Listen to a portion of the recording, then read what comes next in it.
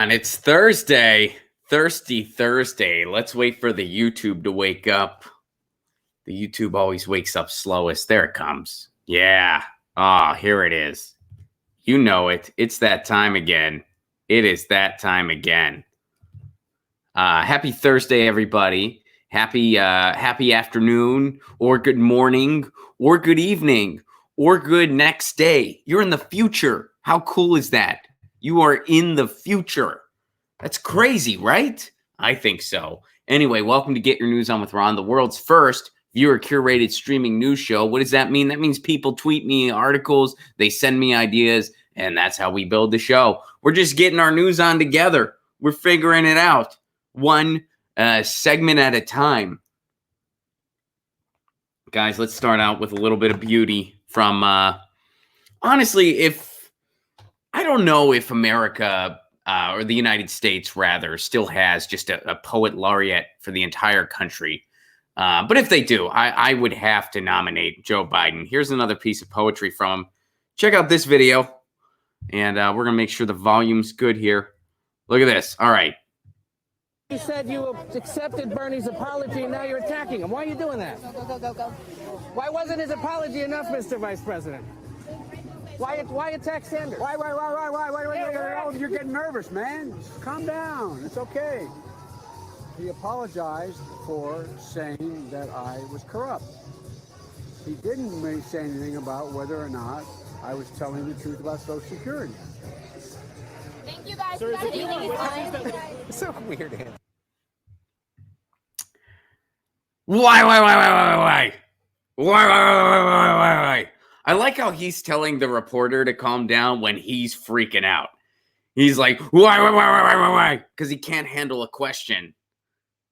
And then he starts, and by the way, this is another, for instance, this is why Bernie shouldn't have apologized to Joe Biden. Because Joe Biden will be able to point to it all the time now, just like he just did. Bernie apologized for saying I was corrupt. He didn't say anything about Social Security. Meanwhile, we all know Joe's record on Social Security, but Joe Biden will always be able to point back to Bernie apologized to him, and he's going to do that the entire campaign season. I think it's going away. The blogosphere has kind of moved on, and it got back on message where Bernie is now accurately calling out Joe Biden's record on Social Security, so that's good. But he's going to be able to play that card, and he will as long as he can. That's why the apology was not a good move. It was not a good move. All right. So Joe Biden, here, let's watch that one more time, shall we? Look at it's amazing. He just freaks out. He just starts yelling why at the guy. Just yelling it all willy-nilly. All right, here we go. Look at this. All right, we don't need to hear what they have to say. Here we go. Why? Enough, Mr. Vice President. Come on, Mr. Vice President. Why attack Sanders? Why? You're getting nervous, man. Just calm down. It's okay. He apologized for... He was just asking him a question. And he starts freaking. I mean, that's like textbook definition projection, isn't it? Like you start freaking out. So you're like, why are you freaking out? Why are you freaking out? Why are you freaking out? Take someone's arm, like, why are you hitting yourself? Why are you hitting yourself?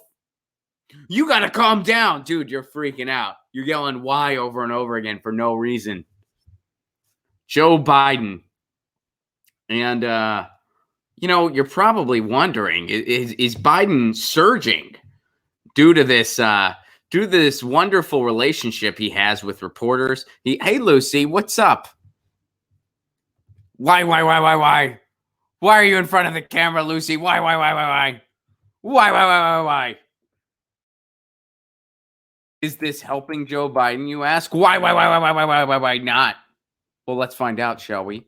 Let's go to South Carolina, where a South Carolina Democrat who endorsed Biden said she's switching to Sanders because he fights for the least, the fallen, and the left behind. Ooh, interesting. Let's check it out. In a tweet thanking Dalhi Myers for her endorsement, Sanders wrote, "Together, we will defeat the most dangerous president in modern history." Dalhi Myers, a black woman elected to South Carolina's Richland City Council in 2016, announced Wednesday that she is switching her support in the 2020 Democratic primary from Joe Biden to Bernie Sanders. And Joe Biden said, why? Why? Why?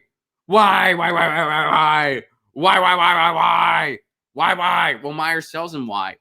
I looked at that and I thought he's right. Myers said of Sanders' electability argument in an interview with the Associated Press. He's unafraid and unapologetic, added Myers. I like the fact that he is willing to fight for a better America, for the least, the fallen, the left behind.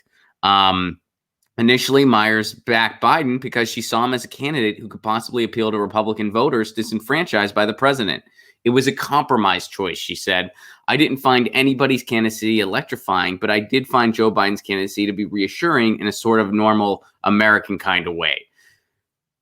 Okay, but here, she had a change of heart. But over the ensuing weeks, Myers said she started to feel that Biden's candidacy, while familiar and perhaps comfortable, wasn't going to be enough to inspire the young voters whom she sees as necessary to a Democratic general election win. Now, by her own account, Myers is no progressive firebrand, but she said she is voting what I think is the best for all of us, not just me. Here's a quote from her. I'm a 50-year-old black woman, and I tend to be middle of the road. I'm not a left-wing liberal. I'm not even a left-wing Democrat, but I am a realist. And Sanders thanked her for her support and said, together, we can make history. We will defeat the most dangerous president in modern history. And Jack shared this story with us. Thank you, Jack, for that story. Look, people don't want to go back to the so-called normal. People don't want it. That's why people elected Barack Obama. They elected Barack Obama because he said he was going to be change. And that's why people got behind Bernie Sanders in 2016. And he started a movement. Well, he poured gasoline on a movement. The movement was already there, but Bernie Sanders gave it a really big punch in the arm.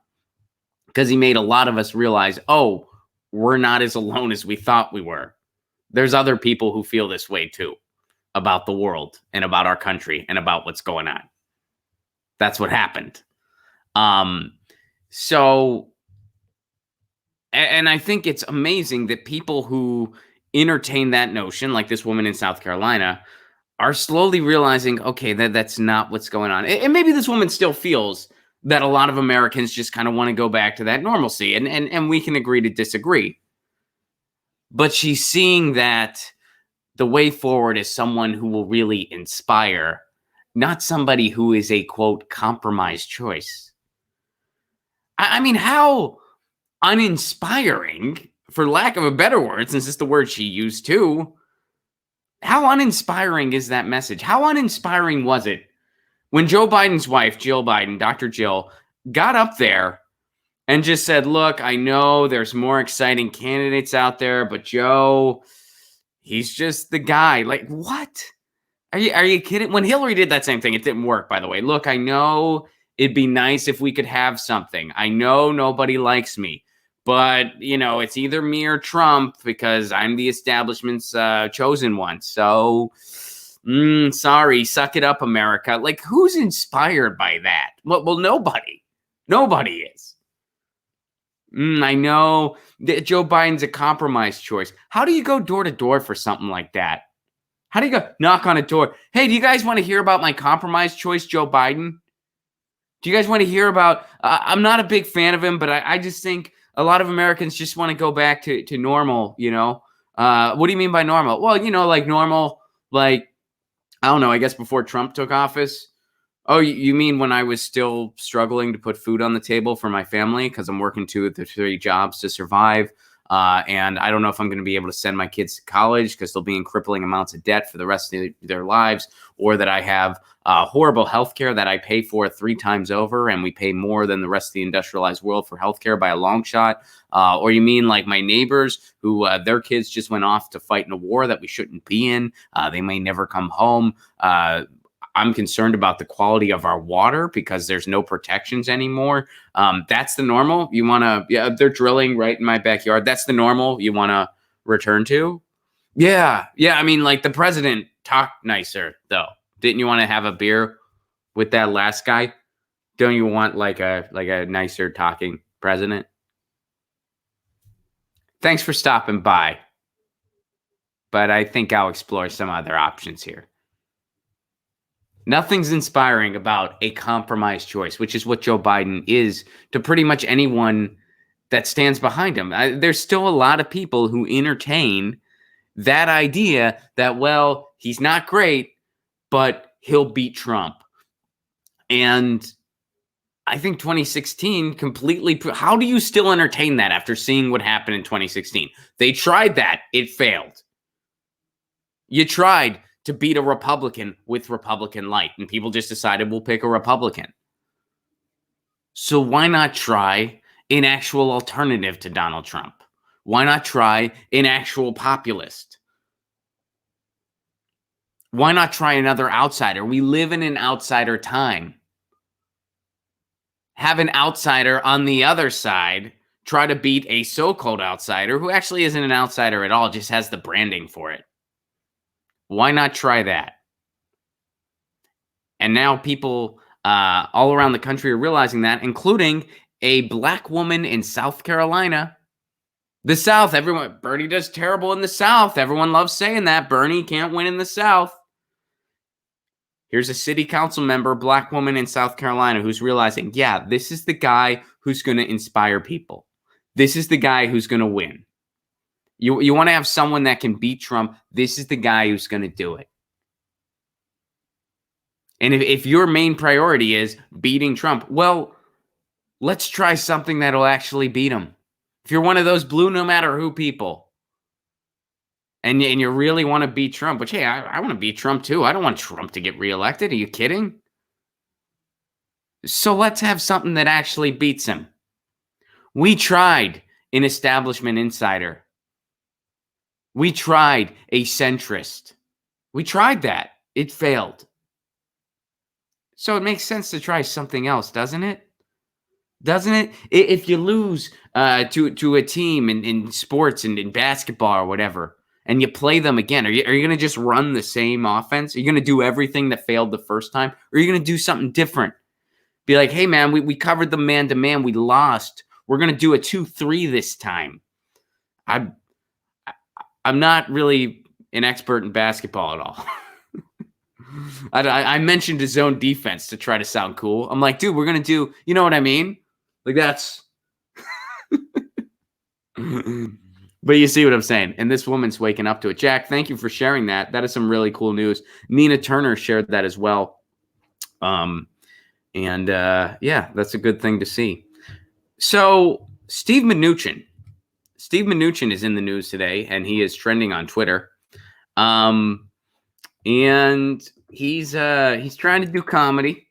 Steve Mnuchin trying to enter comedy, which I don't know. I don't think I don't know what kind of future Steve Mnuchin has in comedy, and that's not, you know, I don't know if I could do his job. I don't know if I could, you know, screw people out of their homes and profit off of fossil fuels. I don't think I could do that.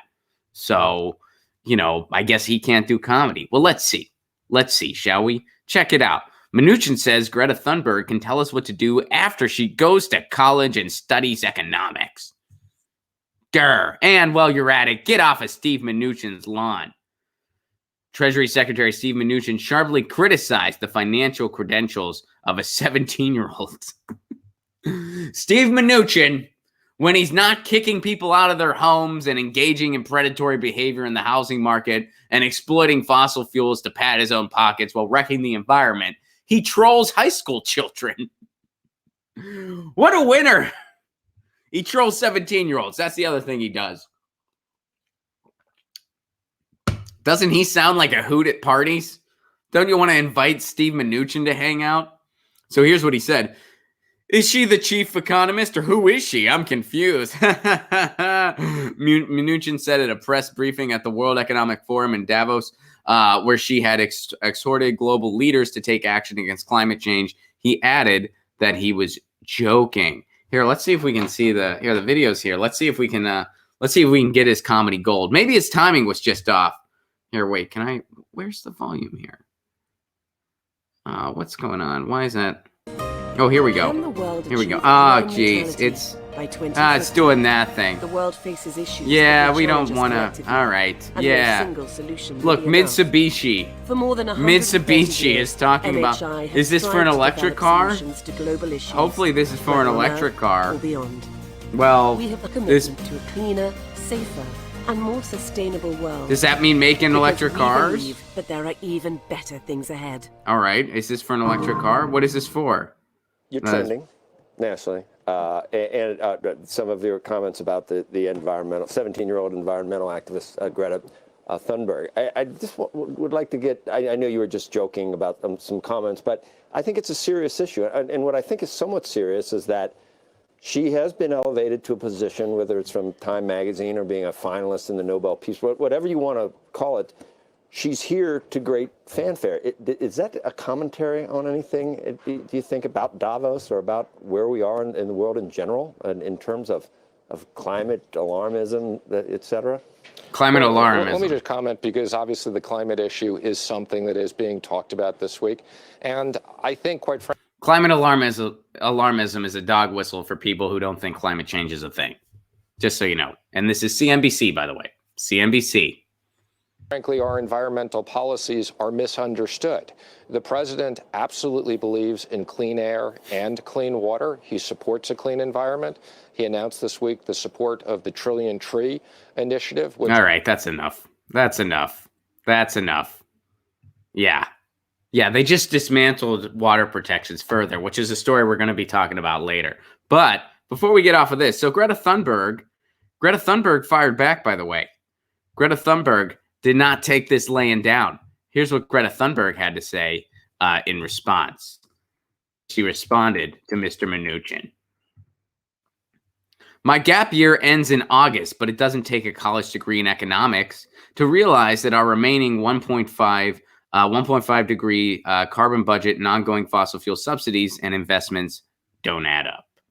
And here she has some receipts, if you will. Take that, Steve Mnuchin. And what's Steve Mnuchin's response to something like that? Well, the president is just misunderstood. Really? Like when he said climate change is a hoax invented by the Chinese? He's misunderstood. The president's misunderstood. I don't know why Steve Mnuchin sounds like Kermit the Frog in my world, but you can't live in your house anymore. Got ya. Ha ha. Drill, baby, drill. Steve Mnuchin.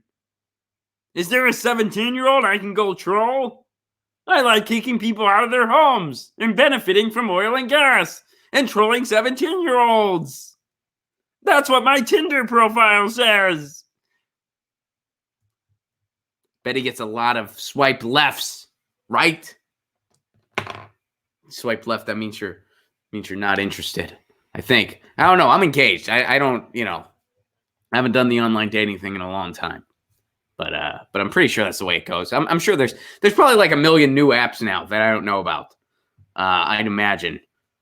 But what can you do about that? Nothing. Absolutely nothing. So the president's apparently misunderstood, according to Steve Mnuchin. Apparently, the President Donald Trump does care about the environment. Well, let's see what just happened recently. Trump administration cuts back federal protections for streams and wetlands. The Environmental Protection Agency, which is a shell of itself to begin with and has been for a long time now, and it's gotten even worse under Trump. It wasn't great under Obama. They opened the Arctic to drilling, but it's gotten even worse under Trump. But the EPA is dramatically reducing federal pollution protections for rivers, streams, and wetlands. Now, this move was welcomed by many farmers, builders, and mining companies. And by farmers, I'm imagining they're referring to factory farming. They're referring to the type of farming that really causes all the pollution. The large scale, factory farming. Builders and mining companies. In other words, the people causing the pollution. But this is opposed even by the agency's own science advisors. Keep in mind, the EPA is calling it a slap on the wrist to polluters is generous. And it's been that way for a long time. Even it wasn't great under Obama either. It was better, but it wasn't great. And by better, I mean, it was bad. It was bad, and now it's even worse. It went from bad to worse. But even the science advisors are saying this ain't good. Under the Trump administration, they're saying this ain't good. EPA Administrator Andrew Wheeler, who announced the repeal of an earlier Obama-era rule in September, chose to make the long-anticipated announcement Thursday in Las Vegas the National Association of Home Builders International Builders Show. That was where he made the announcement. The biggest change is a controversial move to roll back government limits on pollution in wetlands and smaller waterways that were introduced less than 5 years ago by President Barack Obama. But, I mean, chances are these waterways, it's so insignificant, it's not a big deal, right? It's no biggie. Well, let's read on. The Obama executive action, which broadened the definition of waters of the United States, applied to about 60% of the U.S. waterways. Wait a second. That's a big deal. That's a lot.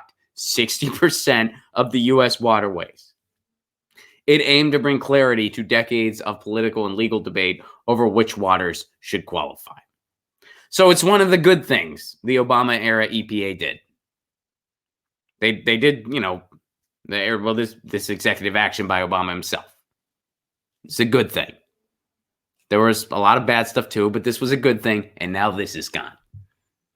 However, various business interests painted the regulation as a massive federal overreach. Protecting water. An environmental agency protecting water is an overreach. Really? That's an overreach. It's water. We need it to survive. It's just water. Go talk to any scientist who isn't funded by Exxon, and they will all tell you, yeah, you don't mess with water.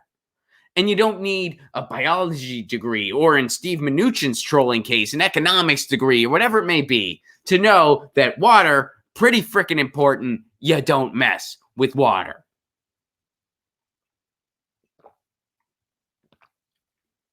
That could be a great 2020 slogan for anyone. Yeah, we don't mess with water. You don't mess. You need it.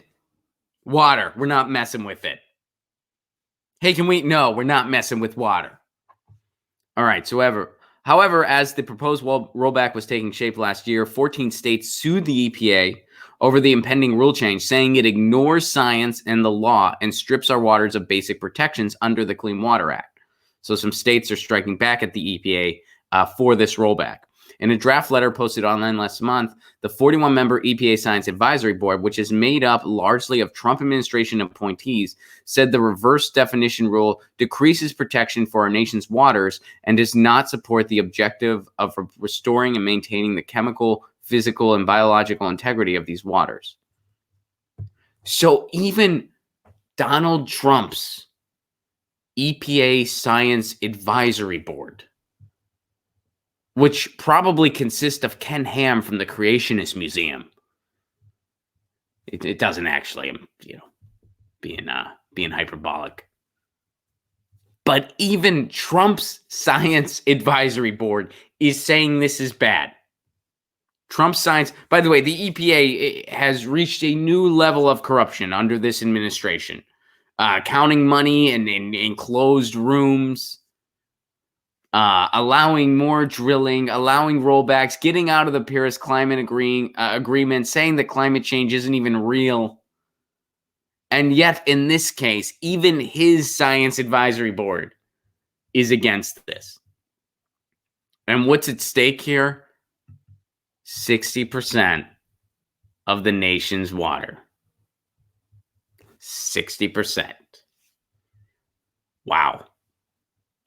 But Steve Mnuchin will tell you this is just misunderstood. This is just misunderstood. According to Steve Mnuchin, this is just misunderstood. The president wants clean water. He just doesn't want any policy for it. He wants clean water. He just doesn't want nothing that'll actually give us clean water. Well, he's against that. But he's for clean water. He's for clean water. All right. So we're going to switch gears a little bit here, do a kind of interesting thing. So you guys know me. I do not like award shows. I think they're pointless. I think pretty much all of them are pointless. But, you know, the Grammys, they can help out some musicians in some cases. They can get exposure to more musicians and stuff like that. And that's a good thing. You know, if a Grammy show helps out an artist or gives like kind of an underrepresented artist some exposure that they hadn't had otherwise, that's totally cool. You know, still not fans of award show personally, not my cup of tea, but I get it why that's cool. Well, here's something that the Grammys done that I never knew about. And this is a petition that was started by the band Fire Tiger, who are friends of the show, Tiffany and James, friends of the show, friends of mine. They have great music. Check them out, Fire Tiger. We talked about them on the show before. And here's a petition that they started. Now, Tiffany is counting on me. That's what Change.org is telling me. Tiffany is the lead singer of Fire Tiger. So here's the petition. While the Grammys claim to offer a diverse range of music in their event, they have in recent years eliminated the rock category from the televised portion. So what the change they're asking for, televise the rock category at the Grammys. Rap, R&B, pop, and country are all highlighted, but rock is not.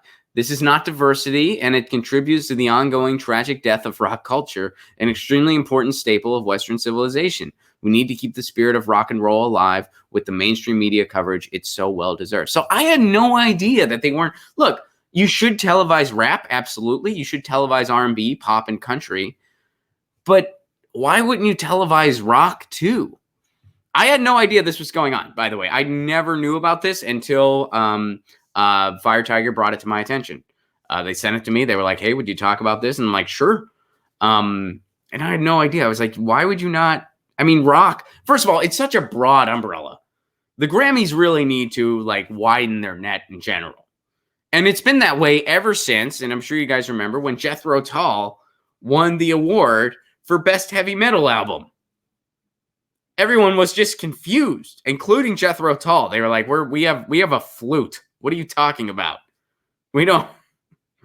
But it's so, the genres are so kind of, I guess, narrowly, or not narrowly, like broadly defined, that Jethro Tull fell into heavy metal. I mean, they have a prog rock thing going where they do some intense guitar work.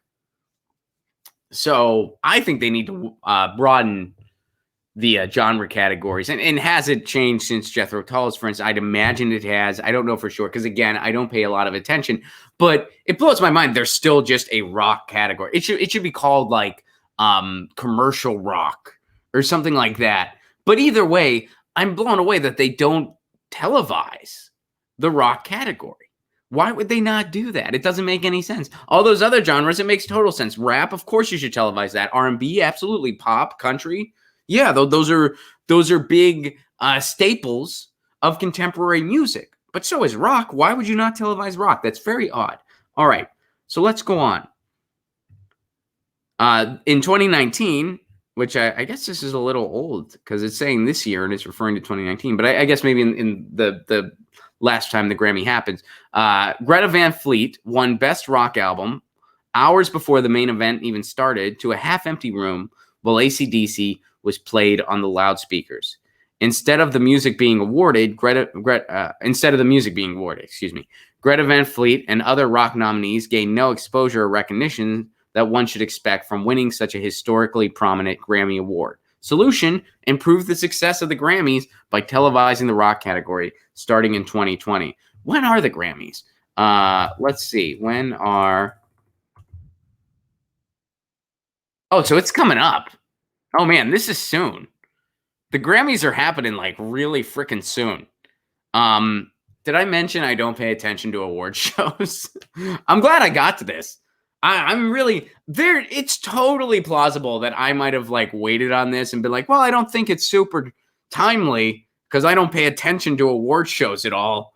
So I'll just cover this like in a week. And then it would have been too late. I would have been like, guys, we got to do something about the Grammys this year. Ron, it happened over the weekend, you idiot. The Grammys are in a couple days. The Grammys are January 26th at 5 p.m. Pacific time, 8 p.m. Eastern time. And Alicia Keys is hosting. Oh, and it's right here in town. It's right here in Los Angeles. That is good to know. Why? Because I have to go across town Sunday night. I'm not going to the Grammys. I am attending a screening of Peter Joseph's new movie. Peter Joseph, he's the guy who made the Zeitgeist movie, and he wrote the new human rights movement. He's got a new movie out, and I'm going to check that out on Sunday. And now I just found out I'm going to have to deal with Grammy traffic. So, guys, sign this. Change.org, televise the rock category at the Grammys. I'll drop a link in the chat. And yeah, check this out. I don't know if it's not too late already, but if you want the rock category televised, I mean, maybe even if it doesn't work in the next couple days, they'll see it and they'll be like 2021, we're categorizing rock. By the way, somebody remind Ron when the award show is, because he has spent a lot of years not caring about award shows. And now, you know what? I kind of retract a few things. I do care about award shows in the sense that I live in Los Angeles and the traffic affects my life. I'm glad I know the Grammys are Sunday because I'm going to, hey, there's Grammy traffic.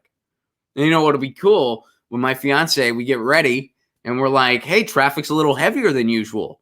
Ron, you said we should get ready early. How'd you know traffic was going to be heavier than usual? And I'd be like, I knew that because the Grammys are this weekend. And she'll be like, oh, you knew that. Good for you, buddy. And I'll be like, yeah. Although my fiance probably already knows the Grammys are this weekend. I'm sure she already knows that because she is more in tune to that world because she works in the museum circuit, which is a very weird way to put that. I don't think anyone else has ever said that about somebody who works in museums. She's like a cultural curator, and that's a really weird way. She works in the museum circuit. I just apply all lingo. I apply showbiz lingo to every other profession because I just don't know how to do otherwise. Like my dad does. My dad's a professor, and he'll do lectures at other universities at times. He'll be like a guest lecturer. And a lot of times I've been talking about that, and I'm like, how'd your gig go? That's what I'll say, which is such a weird, and he just responds because he knows that's just, but that's a weird way to put it. Makes no sense, but that's how I put it. I'm like, hey, how was your gig? Somebody went out of town for something. That is a gig. That's what I say. But anyway, my fiance, she's in the museum biz, and she probably already knows the Grammys are happening. So anyway, I'm glad we got to this in time. Sign this petition if you think that's a good idea. I think it's a good idea. Why would you not televise rock? I get it. You're never going to televise comedy. I get that. There is a Grammy for comedy. I've never been nominated, and I'm pretty sure that I didn't get nominated. Well, my album was made in 2018, so I guess it wouldn't even qualify for like the 2020 Grammys because I would imagine it had to have been made, 2019 or whatever. But anyway, yeah, but I get you're not going to televise something like comedy. That's not like a big staple of the recording arts as much. I understand that. But dude, rock, come on. You should televise that. So yeah, check that out. And Grammys, by the way, this weekend. Who knew? Who knew? Maybe some of you knew that. I bet at least a couple of you didn't. I bet some people you didn't know the Grammys were this weekend. Well, Grammys this weekend. Totally. Maybe by the time you see this, it's happening. I don't know. But Grammys. There you go. All right, cool. So let me see what you guys are saying. Oh man. Yeah, I had no idea. Why do they do the Grammys like at the beginning of the year? I guess, do they always do it that way? It's not important, but yeah, I never knew that. Never ever knew that. I learned something new today.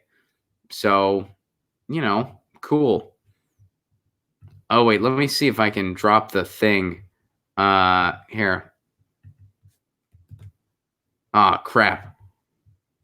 Oh, man, I lost the link. Well, now I have to go get it again. Here, let me get that link. I said I dropped the link in the chat, and I'm a man of my word. So bear with me while I grab it again. So I can put it up for y'all, if you don't mind. Oh, man, now everything's loading slowly.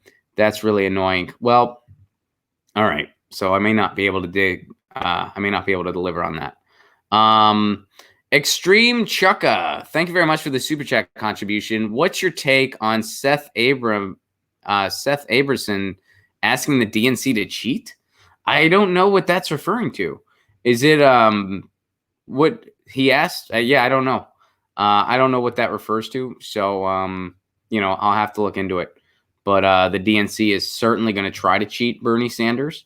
I'm not familiar with this, for instance, you're mentioning, but I can guarantee that I am against the DNC cheating, and they're going to try to. They're for sure going to try to. All right, they're already trying to. Oh, wait, here we go. I got the link. All right, here we go. Check it out. Boom. All right.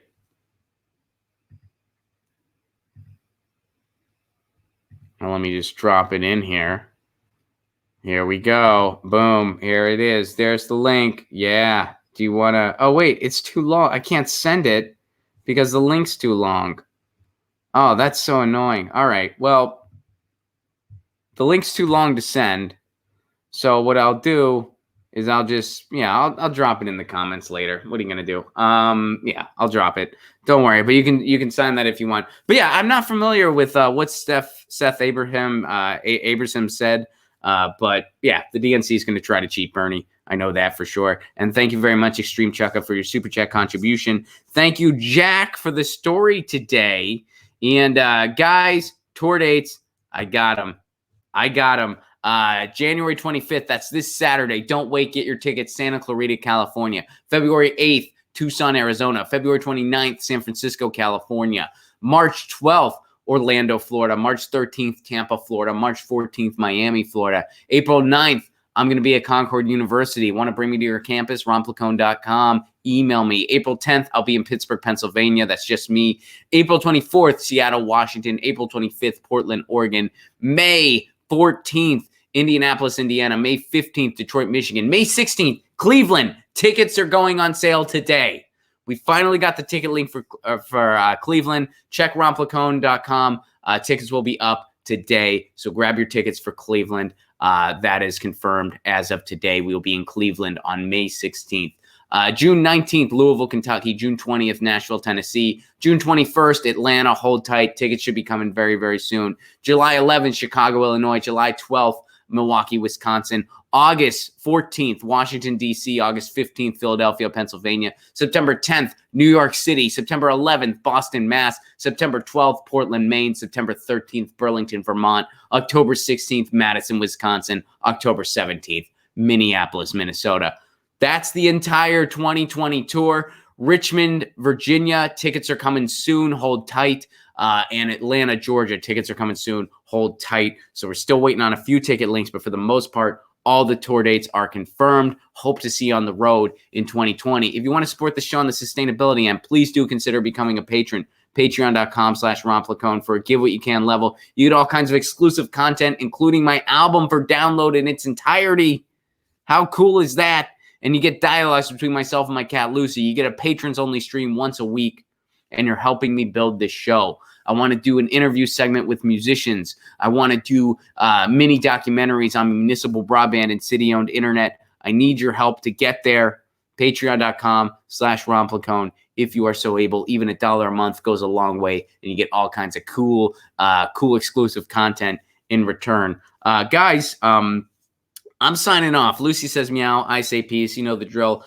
But there's some contributors that have some announcements to make, or one announcement in particular. I was actually a little bit surprised to hear this, but there's some breaking news here. So please welcome some of the contributors to the show that have some special announcements for you. I will see you on Monday for Music Monday. That'll be the next stream here. The podcast drops tomorrow. It's just Get Your News On with Ron. You can get it on iTunes, Stitcher, wherever you get podcasts. Get Your News On with Ron podcast. If you missed anything this week, the podcast kind of gives a summary of most of the stuff we talk about. So in the meantime, you know the drill. Lucy says meow. I say peace. Peace.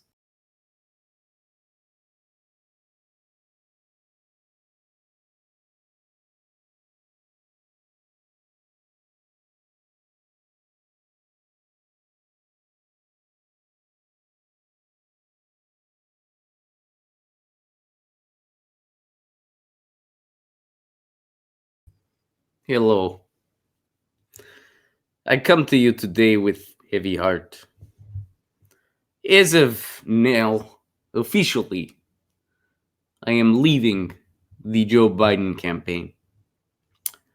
I was a proud member of campaign, Joe Biden, big fan of my work, but I will be leaving campaign. This is Chaos Agent 11. Why am I leaving campaign, you ask? More like, why am I leaving campaign? I'm leaving campaign because Joe Biden has horrible improv skill.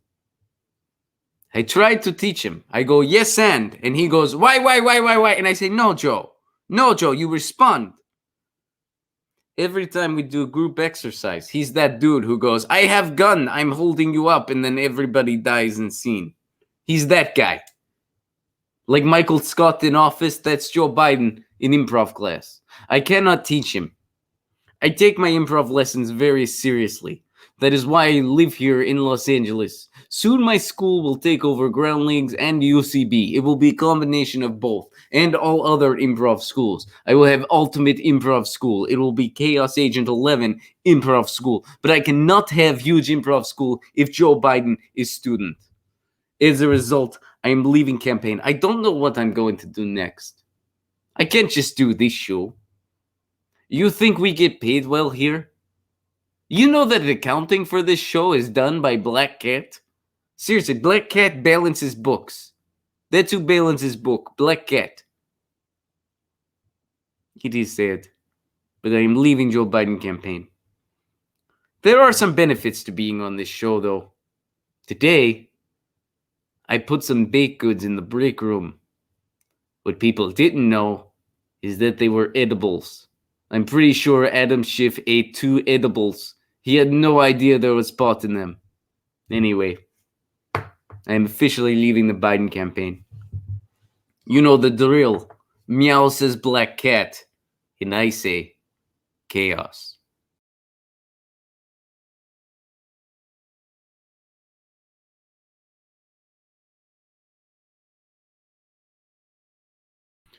Hey, this is Adam Schiff. I'm feeling a little weird.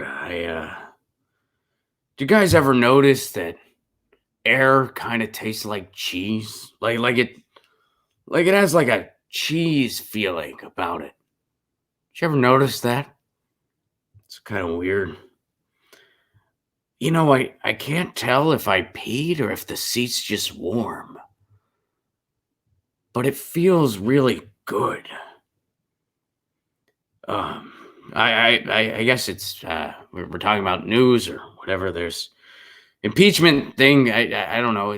It's going on. You can get some tickets to my one-man show, I guess. You guys want some tacos? Man, I could really go for some tacos. There's this amazing taco truck in my neighborhood. You got to go through a bunch of homeless people to get there. Nah, it's a bummer. I wish someone would do something about the homeless. I should probably write my congressperson. Oh, wait a second. Oh, wait, I'm the congressperson. How did this happen? How did any of this happen? I just moved here to become an actor. That's all I ever wanted. Wait a second, is this live?